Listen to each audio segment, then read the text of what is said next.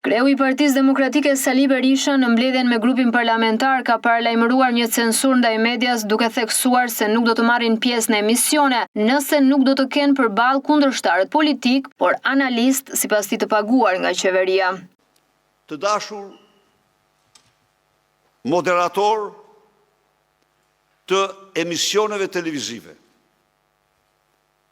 doni ju përfaqësues tanë, doni t'i zgjidhni vetë plotësisht dakord, me të vetmin kusht, që ata do jenë aty, kur ju të sillni përballë tyre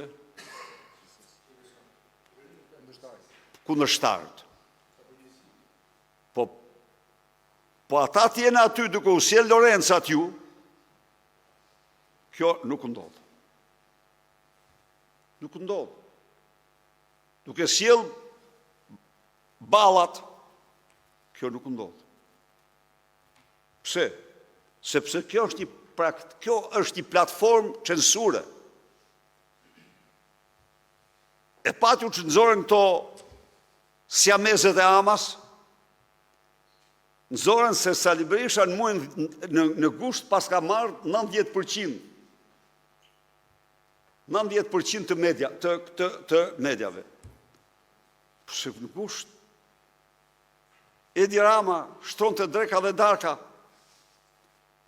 udhëtonte me charter personal. Po ku i nëzoren? Nuk nëzoren lajmet. Se përsëri në lajme, 90% është Edi Rama dhe qeveria.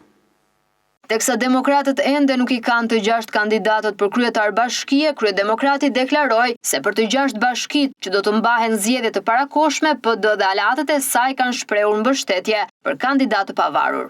Ne shkojmë në zgjedhje lokale dhe kam kënaqësinë t'u informoj se në gjitha zonat ku ato zhvillohen janë përzgjedh ose kanë kandiduar kandidatura të pavarura,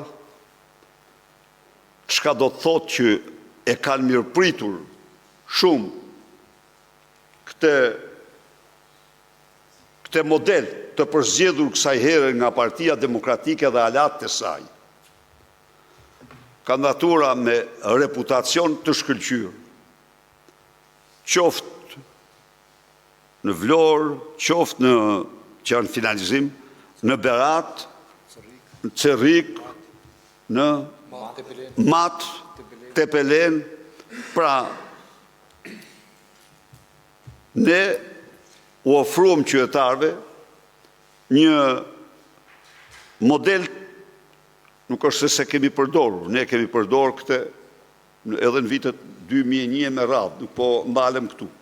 Por e rëndësishme është që janë paraqitur kandidatura pakrahasimisht eprore me ato që dërgon Partia e Krimit. Pa përmendur emrat se cilët do të jenë kandidatët, Berisha tha se ata që janë të pavarur janë të kualifikuar.